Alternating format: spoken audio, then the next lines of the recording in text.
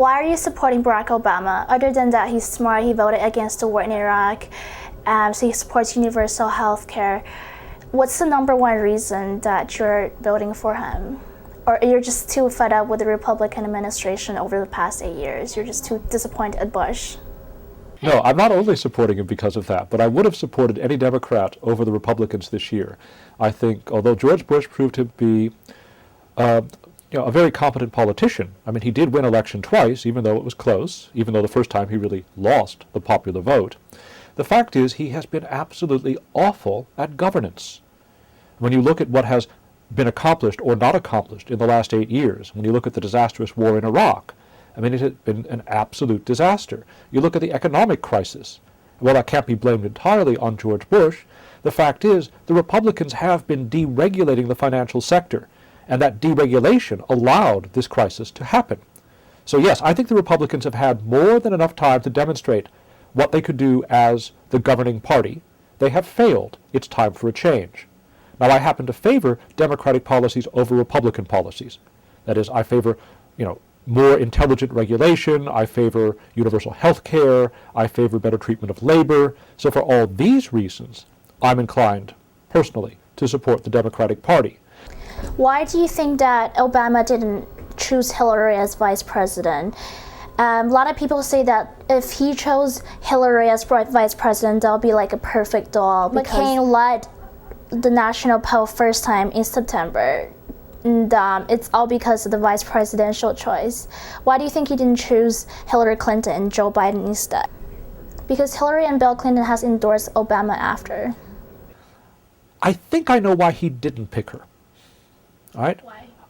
I think that she is such a strong candidate.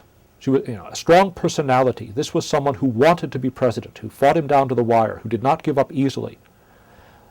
I don't know how easily she would have slipped into the role of being the number two.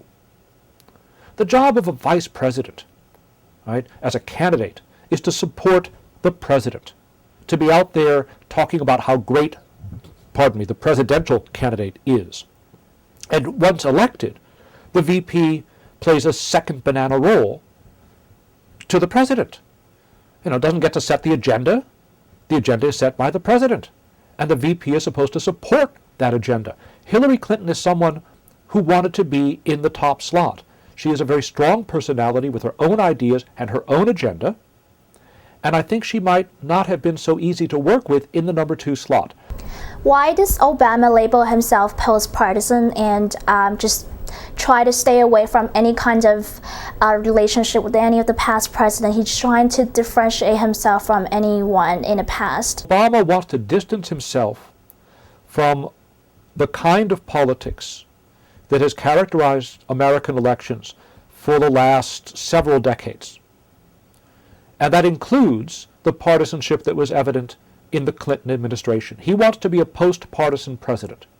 In fact, that's something he and John McCain have in common. They both claim to be people who can reach across the aisle, who are less concerned with the partisan identity of people than with their ability to do a good job. They have both promised to appoint members of the other party to their cabinet if those people are the best people for the job. And so I think when he distanced himself from Bill Clinton, it was in part to distance himself from the legacy of partisanship that he attributed to all past politics, the politics of the past several decades, but also, I think, to establish his own sort of identity. Why do people label McCain as maverick, even though McCain voted for Bush's policy most of the time? It's when you're elections, right? You're running for office, you have to sell yourself to people. So you sell yourself in a way that you think people will respond favorably. All right, John McCain, in fact, has been called a maverick for a long time, and there was a time when he deserved the label. This was a guy who had his own ideas and was not afraid to speak his own mind.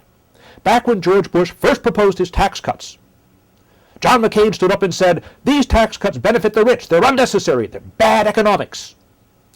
When the Republican Party, the base of the Republican Party, consists of these people on the religious and social conservatism, the religious right, John McCain stood up and called Jerry Falwell and the religious right agents of intolerance. He has, in fact, given up being a maverick in order to win office. Now the campaign is near the end, but still a lot of people are recalling that of the Reverend Wright incident.